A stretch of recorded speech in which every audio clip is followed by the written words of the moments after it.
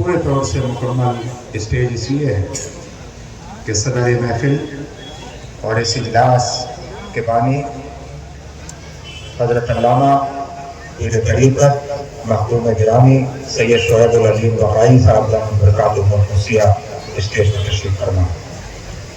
اسی بیچ اسٹیج پر حضرت قاری بقائی صاحب قبلہ دامت برکاتہ القدسیہ لکھنؤ سے ہمارے بیچ تشریف لائے۔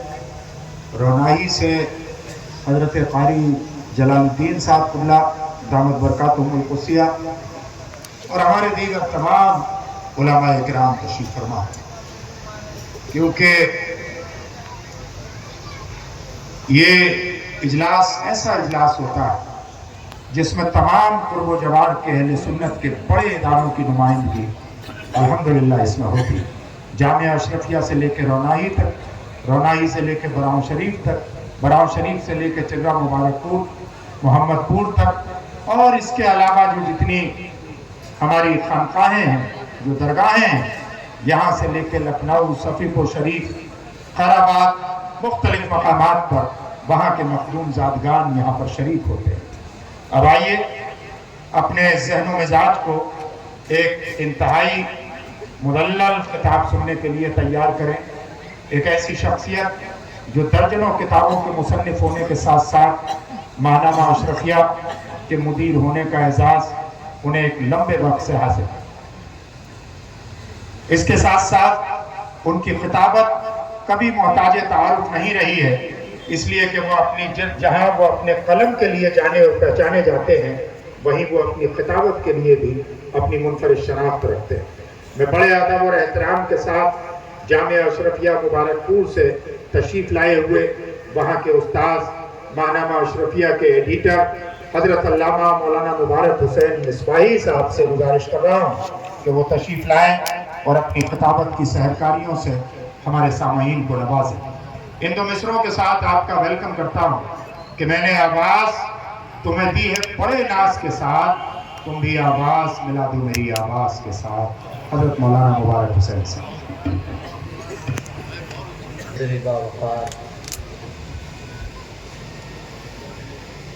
حضرت علامہ شاہ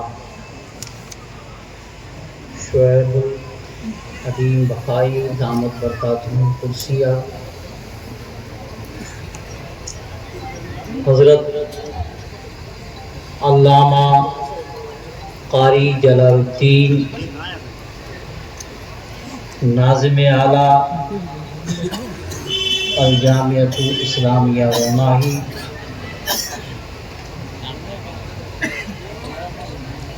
دیگر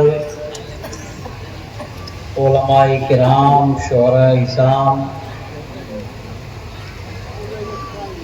معزز سامعین اعظام، نونہالان ملت، پردہ نشین خواتین امت، السلام علیکم ورحمۃ اللہ تعالی وبرکاتہ۔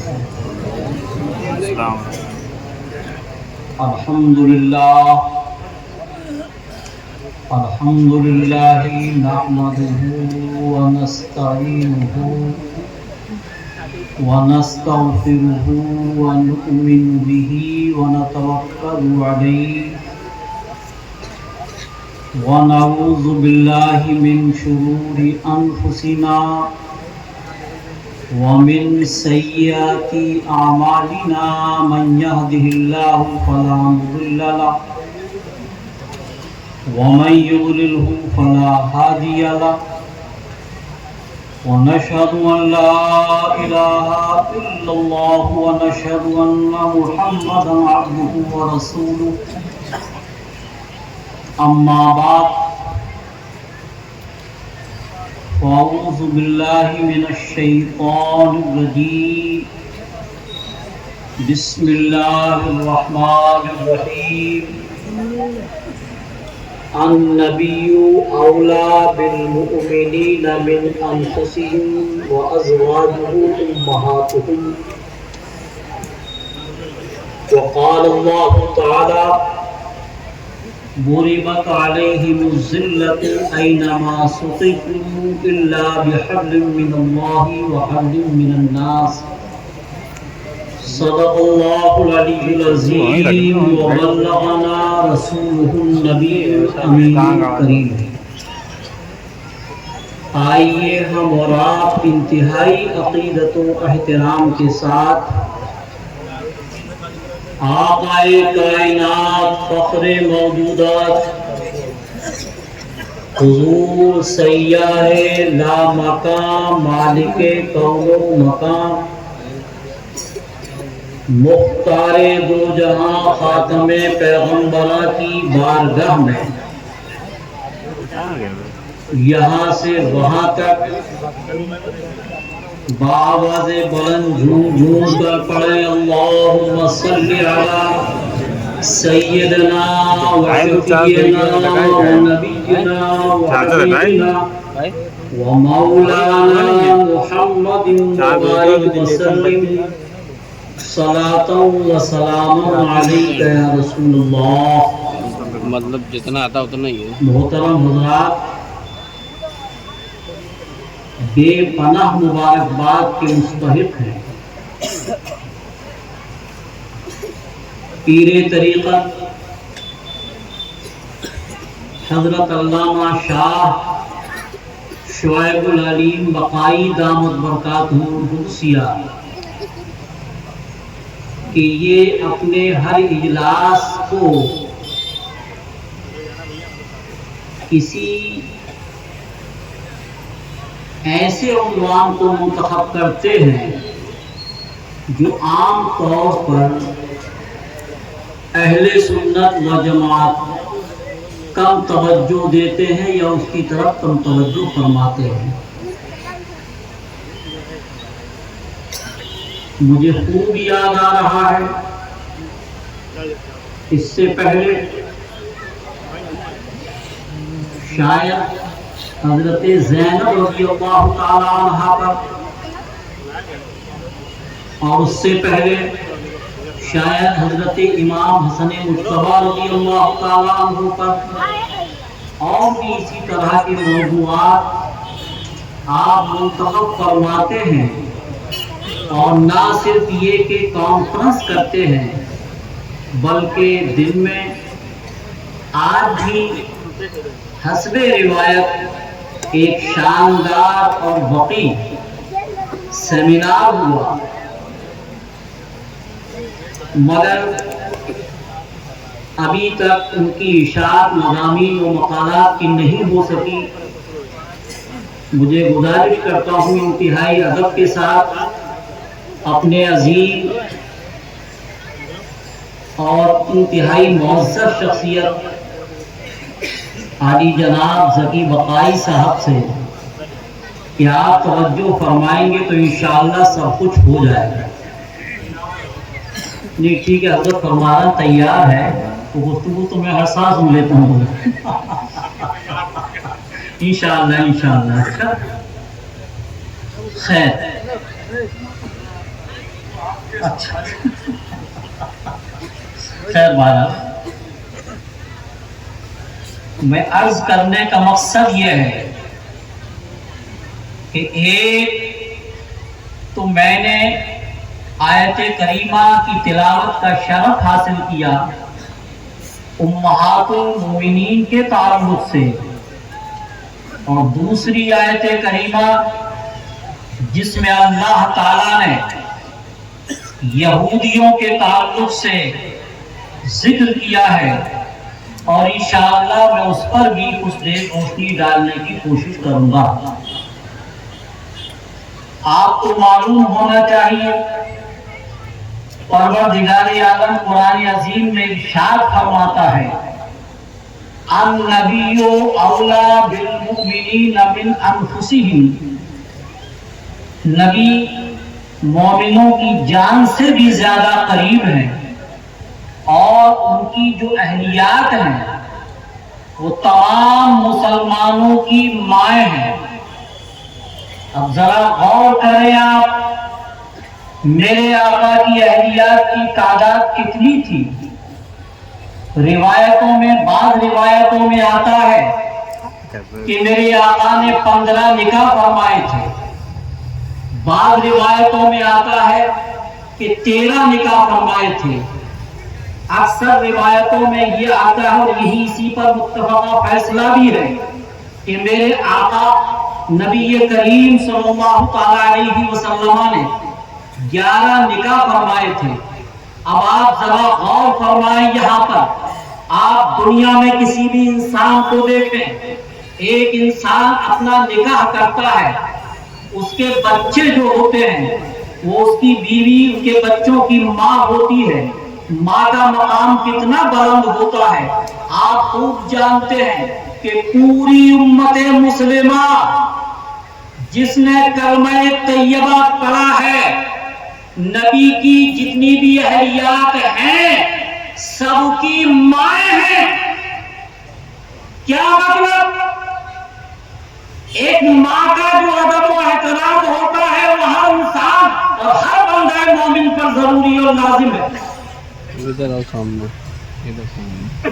دنیا میں یہ ضابطہ کہ بیٹوں اور اولاد کے علاوہ بھی دیگروں کی وہ ماں ہو، ایسا ہم کو کہیں نظر نہیں آتا۔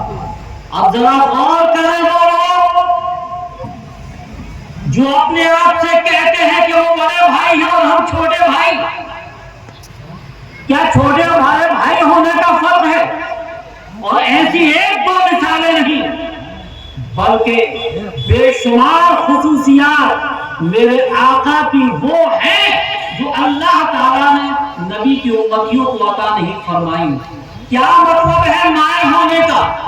مائیں ہونے کا مطلب یہ ہے یعنی جس طرح ماں کا ادب و احترام کیا جاتا ہے اسی طرح ایک بندہ مومن کو اپنی نبی کی اہلیات کا ادب و احترام کرنا چاہیے، مگر نبی کریم صلی اللہ تعالی علیہ وسلم کے وصال کے بعد کسی بھی بندے مومن کو ان کی کسی اہلیہ اور کسی ام المؤمنین سے نکاح کرنے کی اجازت نہیں ہے۔ جی علامہ صاحب، ڈاکٹر صاحب، کسی کو بھی اجازت نہیں ہے۔ کیا مطلب؟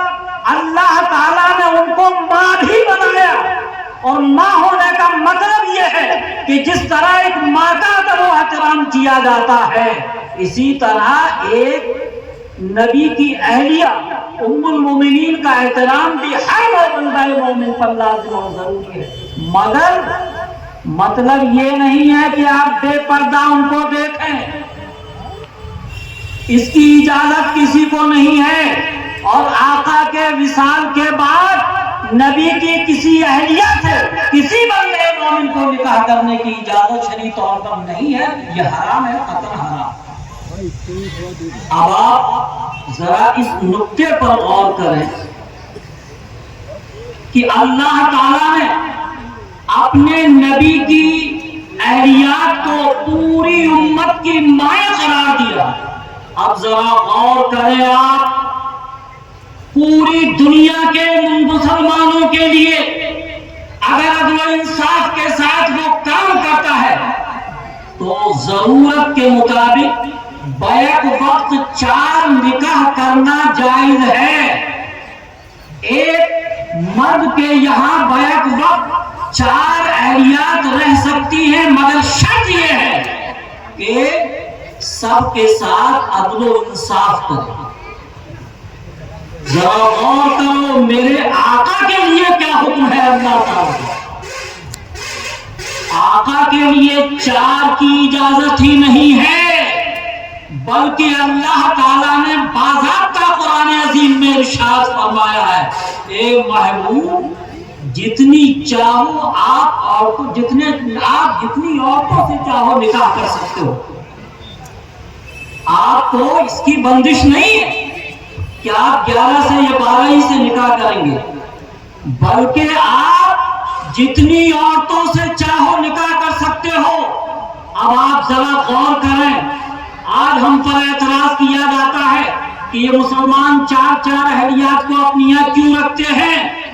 دراصل وجہ یہ ہے،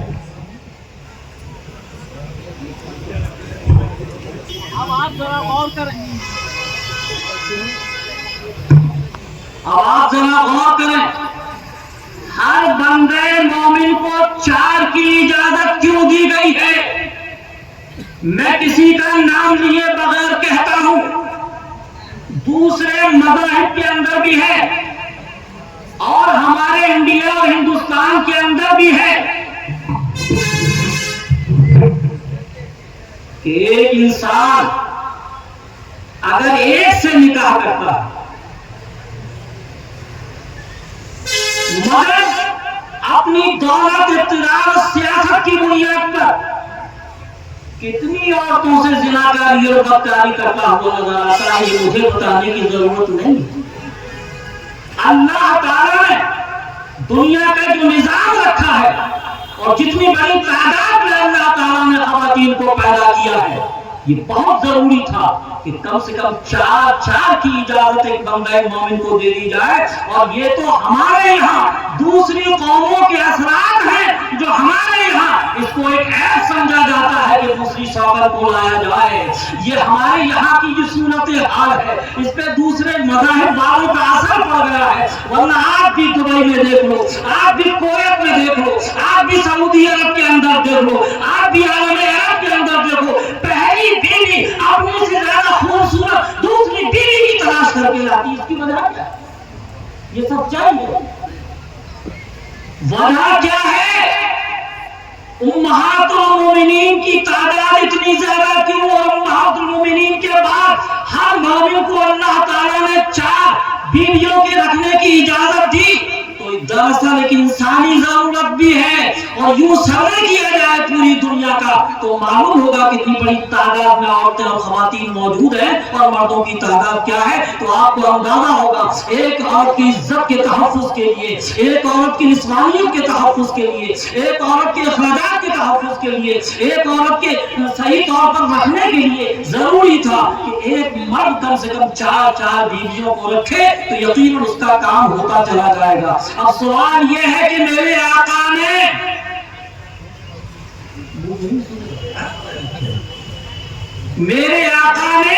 کے بارے میں کہا یہ جاتا ہے کہ معاذ اللہ، کروڑوں بار معاذ اللہ، کہ انہوں نے عیاشی کی تھی۔ ذرا غور کرو، میرے آقا نے 25 سال کے ان فوانی شباب میں 40 سال کی خاتون جو 2 مردوں کی بیوہ تھی، میرے آقا اس وقت جس سے چاہتے تھے شادی کر سکتے تھے، وہ حسن و جمال کے پیکر تھے، اخلاق کریمانہ کے حامل تھے، جن کی عظمتوں کے سکے، جن کی صداقت اور امانت کے ہر طرف چرچے تھے۔ کیا وجہ تھی کہ میرے آقا نے حضرت خدیجہ الکبریٰ سے نکاح فرمایا، جبکہ 2 شوہر ان کے دنیا سے جا چکے تھے، 2 کی وہ بیوہ تھی، اور 25 سال تک میرے آقا نے جب تک ام المومنین خدیجہ الکبریٰ میرے آقا کے نکاح میں رہی، میرے آقا نے دوسرا نکاح نہیں فرمایا۔ اب بتاؤ 25-50 سال کی عمر میں اگر میرے آقا نکاح دوسرا فرماتے ہیں تو اس میں کون سی عیاشی کی بات؟ اس کے بعد ہی آپ نے دوسرے نکاح فرمائے، وہ تعداد 11 ہو یا 13، میں اس میں بحث میں نہیں پڑھنا چاہتا، بتانا یہ چاہتا ہوں کہ اللہ تعالیٰ کی جانب سے کوئی پابندی نہیں تھی، اور تمام دلائل اور شواہد کے ساتھ یہ ثابت کیا گیا ہے۔ میرے آقا نے نکاح اس لیے کروائے تھے کہ تاکہ عورتوں کے وہ مسائل جو عام طور پر دیگر عورتوں کو ڈائریکٹ بتایا نہیں جا سکتا، امہات المومنین جو تھی وہ واقعتاً ان مسائل کو دیگر عورتوں کو بتاتی تھی اور دیگر عورتوں تک اللہ کے رسول کا وہ پیغام پہنچاتی تھی۔ گویا کہ میرے آقا نے اتنی زیادہ عورتوں سے نکاح کرنے کے بعد دعوت و تبلیغ کا ایک اہم فریضہ انجام دیا ہے، اور یقیناً میرے آقا کا فیضان کل بھی تھا، آج بھی، اور انشاءاللہ ہمیشہ رہے گا۔ اب میں بہت تفصیل میں نہیں جانا چاہتا، اب بتانا یہ چاہتا ہوں کہ آج ہمارے ڈاکٹر حفیظ الرحمان صاحب نے ابھی ماشاءاللہ بہت خوبصورت گفتگو فرمائی. اس میں کوئی کسی معالجے کی ضرورت نہیں ہے. اب آپ ذرا غور کریں کہ آج کیا ہو رہا ہے فلسطین کی سرزمین پر، کیا ہو رہا ہے بیت المقدس کے اندر، کیا ہو رہا ہے مسجد اقصی کے اندر. کس طرح بچوں کو ذبح کیا جا رہا ہے، کس طرح عورتوں کی عزتوں کو عصمتوں کو لوٹا جا رہا ہے، ان کو قتل و غارت گری کی منزلوں سے گزارا جا رہا ہے، کس طرح بوڑھوں اور بیماروں کو تباہ و برباد کیا جا رہا ہے. آج غزہ پٹی کی تاریخ اٹھا کر کے حقائق ہے نگاہوں کے سامنے. اب ذرا سنو کہ کیا ہے بیت، کیا ہے مسجد اقصی. ایک صحابی نے اللہ کے رسول کی بارگاہ میں سوال کیا، یا رسول اللہ دنیا میں سب سے پہلی مسجد کون سی بنی؟ میرے آقا نے ارشاد فرمایا مسجد حرام. انہوں نے پھر سوال کیا، یا رسول اللہ اس کے بعد کون سی مسجد بنی؟ میرے آقا نے ارشاد فرمایا مسجد اقصی. انہوں نے پھر سوال کیا کہ دونوں مسجدوں کے درمیان کا فاصلہ کتنا ہے؟ میرے آقا نے فرمایا 40 سال. اب بتاؤ کب بنی تھی مسجد حرام اور کب بنی تھی مسجد اقصی؟ اور میرے آقا کا ارشاد گرامی ہے کہ مسجد حرام میں اگر انسان ایک نیکی کرتا ہے تو اللہ تعالیٰ 1,00,000 نیکیوں کا ثواب عطا فرماتا ہے. مسجد اقصی میں اگر کوئی بندہ مومن ایک نیکی کرتا ہے تو اللہ تعالیٰ 50,000 نیکیوں کا ثواب عطا فرماتا ہے. اور آقا ہی کا ارشاد گرامی ہے کہ مسجد نبوی میں بھی 50,000 نیکیوں کا ثواب عطا فرماتا ہے. کتنا بلند مقام ہے مسجد حرام کا، مسجد اقصی کا اور مسجد نبوی کا. کب کی تاریخ اٹھا کر کے دیکھو تو اندازہ ہوگا. بے شمار انبیاء کرام، کم و بیش 1,24,000 انبیاء کرام جو کہے اور لکھے اور بتائے جاتے ہیں. اکثر انبیاء کرام وہ ہیں کہ جو ان علاقوں میں پیدا ہوئے اور آج بھی ان کے مزارات اسی فلسطین کی سرزمین پر بیت المقدس کے اندر اور مسجد اقصی کے قرب و جوار میں موجود ہیں. آپ کو معلوم ہونا چاہیے ہماری عقیدتوں کا خون ہو رہا ہے وہاں پر، ہماری محبتوں کا خون ہو رہا ہے. آپ ذرا غور کریں کیا ہو گیا ہے ان عرب ممالک کو، کیا ہو گیا ہے ان کے حوصلوں کو، کیا ہو گیا ہے ان کی قوتوں کو، کیا ہو گیا ہے ان کی طاقتوں کو. وہ کیوں بڑے بڑے اعلان کرتے ہیں مگر کوئی اپنی فوج نہیں بھیج رہا ہے فلسطین میں، کوئی اپنی طاقت نہیں بھیج رہا ہے فلسطین میں، کوئی اپنا اسلحہ نہیں بھیج رہا ہے فلسطین میں. امریکہ دیکھو پہلے ہی دن سے اس نے اپنی فوجیں بھیج دی، بڑے بڑے طاقتور اسلحہ بھی وہاں بھیجے. اور آج بھی ہے، بات کہنے کی حد تک دوسری ہوتی ہے مگر سچائی یہ ہے کہ آج فلسطین کی سرزمین پر بالکل مسلمانوں کا قتل عام کیا جا رہا ہے، عورتوں کا قتل عام کیا جا رہا ہے، بچوں کا قتل عام کیا جا رہا ہے، ظلم و تشدد کی انتہا کی جا رہی ہے. اور نہیں جانتا وہ ایک ہاسپٹل جس پر حملہ کیا گیا 500 سے زیادہ لوگ اس میں شہید ہوئے، جن میں بچوں کی تعداد، عورتوں کی تعداد، مریضوں کی تعداد، بے سہاراؤں کی تعداد، پریشان حال لوگوں کی تعداد تھی. اور آج کی تاریخ میں یہ رپورٹیں جو آتی ہیں یقیناً اہم ہوتی ہیں مگر ان رپورٹ دینے والے بھی وہی لوگ ہیں. کہنے کا مقصد یہ ہے کہ فلسطین کی سرزمین کوئی معمولی سرزمین نہیں ہے، وہاں انبیاء کرام کے مزارات ہیں، ان کے فیض و برکات تھے اور انشاءاللہ رہیں گے. اب میں آج یہ کرنا چاہتا ہوں، سب سے پہلے سیدنا امیر المومنین فاروق اعظم رضی اللہ تعالیٰ عنہ نے مسجد اقصی اور بیت المقدس کو فتح کیا. آپ کے زمانے میں بہت زیادہ ممالک کو فتح کیا گیا۔ جب یہ قافلہ تھا حضرت ابو عبیدہ وہاں قیادت فرما رہے تھے، حضرت خالد بن ولید بھی دوسرے قافلے کی قیادت فرما رہے تھے، ملاقات ہوئی تو اب ارادہ یہ تھا کہ بیت المقدس چلا جائے، مسجد اقصی کی جانب جایا جائے یا کسی دوسرے علاقے کی جانب جایا جائے۔ باہم مشورے کے بعد یہ طے ہوا کہ سیدنا فاروق اعظم کے پاس خط لکھا جائے اور ایک شخص کو خط لے کر بھیجا گیا۔ اس وقت یہ موبائل اور انٹرنیٹ کا دور نہیں تھا۔ وہ گھوڑے سے گیا اور جانے کے بعد دیر ہو گئی اور اس کے جان پہچان کا کوئی نہیں تھا۔ مسجد حرام میں، مسجد نبوی میں جا کر وہ سو گیا۔ اور جب فاروق اعظم رضی اللہ تعالیٰ عنہ صبح آئے، انہوں نے اذان پڑھی اور اس کے بعد صلاۃ کہی، وہ شخص اٹھ گیا، ان کے پیچھے نماز ادا کی اور اس کے بعد یہ پیغام دیا۔ لوگوں نے اپنے اپنے طور پر مشورے دیے۔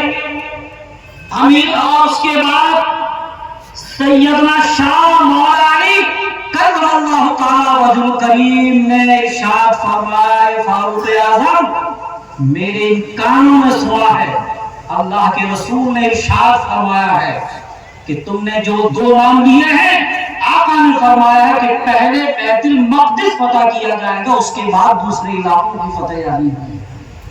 انہوں نے یہ نہیں پوچھا کہ کیسے فرما دیا، خوب جانتے تھے فاروق اعظم بھی اور مولا علی بھی کہ اللہ تعالیٰ نے ان کو غیب عطا فرمایا تھا۔ کسی بھی چیز کو کہنا کا ایک انداز ہوتا ہے، اسی وقت وہاں سے آیا جاتا ہے اور وہ فوجیں چلی جاتی ہیں بیت المقدس کی جانب۔ چاروں طرف بڑی بڑی فصیلیں اور دیواریں تھیں، چاروں طرف سے حملے ہوتے رہے 4 ماہ تک، اور اس کے بعد اندر سے بھی تیر برسائے جاتے رہے۔ پوزیشن یہ ہوئی کہ اندر کے لوگوں نے جانے کے بعد اپنے مذہبی پیشوا سے جا کر عرض کیا، آقا کب تک یہ ہوتا رہے گا، کب تک اندر ہوتے رہیں گے؟ آپ ان سے معلوم کیجیے آخر ان کا ارادہ کیوں ہے، یہ کیوں حملے کر رہے ہیں؟ ان کا جو مذہبی پیشوا تھا وہ فصیل پر کھڑا ہوتا ہے اور بلاتا ہے کہ آپ کا قائد کون ہے؟ حضرت ابو عبیدہ رضی اللہ تعالیٰ عنہ تشریف لاتے ہیں، کہتے ہیں کہ مقصد آپ کا کیا ہے؟ کہ مقصد ہمارا یہ ہے یا تو کلمہ طیبہ پڑھ کر داخل اسلام ہو جاؤ، یا پھر آپ یہ تیار نہیں ہو تو کم سے کم جزیہ اور ٹیکس دے کر ہماری حکومت کو تسلیم کرو، اور اگر یہ بھی نہیں کرتے تو تم جنگ کے لیے تیار ہو جاؤ۔ مگر اس نے کوئی جواب نہیں دیا باقی۔ اس کے بعد جنگ ہوتی رہی، پھر اس کے بعد اندر کے لوگوں نے جانے کے بعد اس کو کہا آخر کب تک یہ ہوتا رہے گا؟ وہ پھر آتا ہے فصیل پر، اور آنے کے بعد پھر حضرت ابو عبیدہ رضی اللہ تعالیٰ عنہ اس کے پاس تشریف لے جاتے ہیں،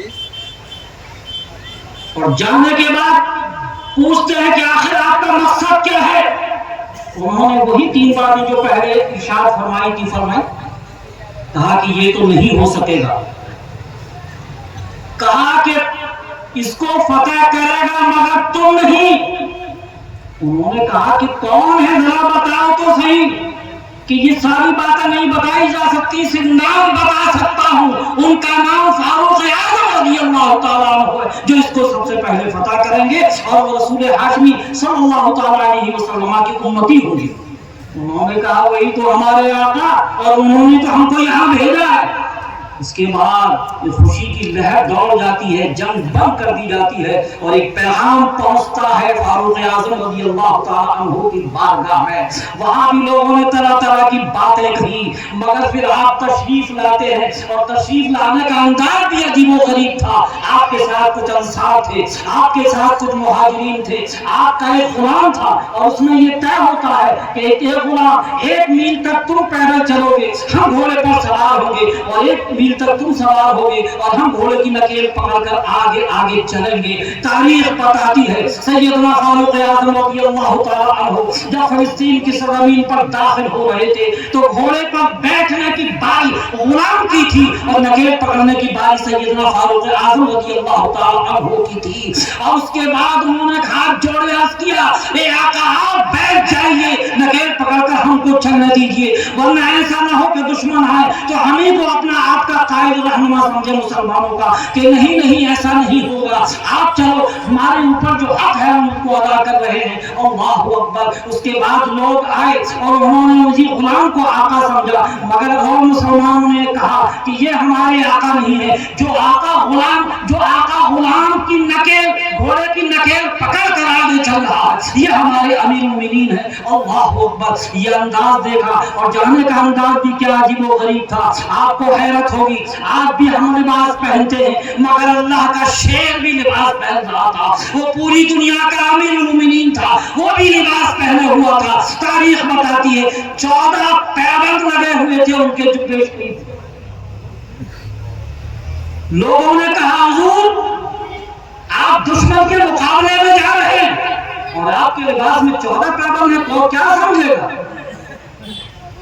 हजार इनकार के बावजूद मुसलमानों ने उनको एक व्हाइट कलर का सफेद जुब्बा पहना दिया, घोड़ा बदल दिया, चंद कदम आगे बढ़े, घोड़े से नीचे उतरा और कहते हैं कि लोगों मुसलमानों, इस जुब्बे को पहनने के बाद मेरे दिमाग में तकब्बुर जैसी बात पैदा होने लगी और मेरे आका का इरशाद गिरामी है कि जिस इंसान के दिल में राई के बराबर भी तकब्बुर होगा वो जन्नत की खुशबू नहीं सूंघ पाएगा। इसलिए मेरे बस की बात नहीं है, फौरन जुब्बा उतार कर अपना जुब्बा पहना और उसके बाद तशरीफ ले जाते हैं। वो राहिब सब कुछ देखता है और देखने के बाद चाबियां उनके हवाले करता हुआ नजर आता है। कहा कि सारे औसाफ इनमें वही है, सारी सिफात इनके अंदर वही है, इनके चलने का अंदाज बता रहा है, इनके चेहरे का जुग़राफिया बता रहा है, इनकी नक्ल हरकत बता रही है, इनकी जिंदगी के अतवार बता रहे हैं। और आपने वहां पर हुकूमत शुरू फरमाई। तारीख बताती है जो लोग कैद बना लिए गए थे उनसे पैसे लेकर जो तय किया था उनको छोड़ा जा रहा था। कितने गरीब वो थे कि जिनको खुद उन्होंने पैसे देकर उनको आजाद कराया। मुझे अर्ज करने का मतलब यह है कि 400 वर्ष से ज्यादा अरसे तक मुसलमानों के हाथों में फिलिस्तीन और मस्जिद अक्सा का निजाम रहा। उसके बाद 88 बरस तक के बाद 88 बरस तक उनके हाथों में रहा दुश्मनों के। और उसके बाद सुल्तान सलाहुद्दीन अय्यूबी की कौन नहीं जानता, वो बिलाशुबा अल्लाह का शेर भी था और बिलाशुबा अल्लाह का वली भी था, इसमें कोई शुबा नहीं है। 16 मरतबा हमले किए मगर अपने लोगों की कमजोरी की बुनियाद पर वो कामयाब नहीं हो पा रहे थे। 70वीं बार हमला करते हैं और कामयाब होते हैं।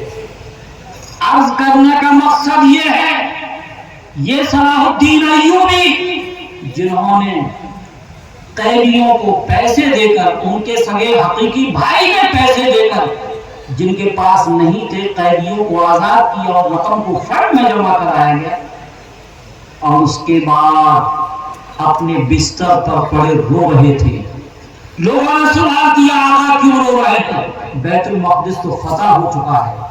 कहा दरअसल मैंने यह किया था जब बैतुल मक़दिस फतह हो जाएगा तो अपनी जाती रकम से मैं हज व ज़ियारत के लिए जाऊंगा, इसलिए आज मेरे पास इतने पैसे नहीं हैं कि मैं अपनी जाती रकम से हज व ज़ियारत कर सकूं।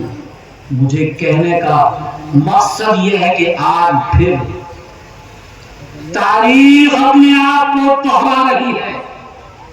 आज जिस तरह फिलिस्तीन की सरजमीन पर मुसलमानों पर जुल्म और सितम और जिस तरह उनकी नस्लों को ختم کیا جا رہا ہے۔ اے مسلمانوں، ہم کچھ نہیں کر سکتے مگر ہم کو دعائیں کرنا چاہیے، ہم کو گڑگڑانا چاہیے۔ یہ ہماری بے عملیوں کا نتیجہ ہے، یہ ہمارے گناہوں کا نتیجہ ہے، یہ ہماری بے عملیوں کا نتیجہ ہے، ورنہ ایسا نہیں ہوتا۔ مسلمانوں، آج کا یہ اجلاس جہاں امہات المومنین کے تذکار کی بنیاد ہے، اسی کے ساتھ ساتھ آج وقت کی ضرورت یہ تھی کہ آج فلسطین کے تذکار کو بھی کیا جائے، اور پوری دنیا کے مسلمانوں سے میں یہی سے بیٹھ کر اپیل کرتا ہوں انتہائی ادب کے ساتھ کہ اپنے لوگ آگے آئیں، اور صرف باتوں سے جمع خرچ کرنے کا کوئی حاصل نہیں ہے، آپ لوگوں کو عملی طور پر ساتھ دینا چاہیے۔ میرے آقا صلی اللہ تعالیٰ علیہ وسلم نے ارشاد فرمایا تھا کہ کالے گھوڑے والے آئیں گے، اور اس کے بعد وہ مسجد اقصی پر کالے جھنڈے نصب کریں گے، اور اس کے بعد پوری دنیا سے یہودیوں کا خاتمہ ہو جائے گا۔ وہ بھاگیں گے مگر جس پتھر کے پیچھے جائیں گی، حدیث پاک ہے، وہ پتھر بولے گا میرے پیچھے یہودی ہے، اس کو مارو۔ درخت بولیں گے ہمارے پیچھے یہودی ہے، اس کو مارو۔ ایک درخت جو گونگا ہے وہ نہیں بولے گا، باقی ہر چیز جو ان کی ہوئی نظر آئے گی۔ اے مسلمانوں، آج پھر زمانہ اپنے آپ کو دوہرا رہا ہے، تاریخ اپنے آپ کو دوہرا رہی ہے۔ آج بھی ہمیں ضرورت ہے کہ ہم سچے پکے مسلمان بنیں، مسجدوں کو آباد کریں، مدارس کو آباد کریں، خان صاحب میں ہاتھ نہیں دیں، پیروں کے ہاتھوں میں ہاتھ دیں، اور ان کی غلامی کا توق اپنے گلے میں ڈالیں، اور اس کے بعد ان کی تعلیمات پر عمل کریں، تو انشاءاللہ دنیا میں انقلاب آئے گا، اور انشاءاللہ آئے گا، اور ضرور آئے گا۔ میں ان چند جملوں پر اپنی گفتگو ختم کرتا ہوں۔ وآخر دعوانا ان الحمدللہ رب العالمین۔ السلام علیکم ورحمۃ اللہ تعالی وبرکاتہ۔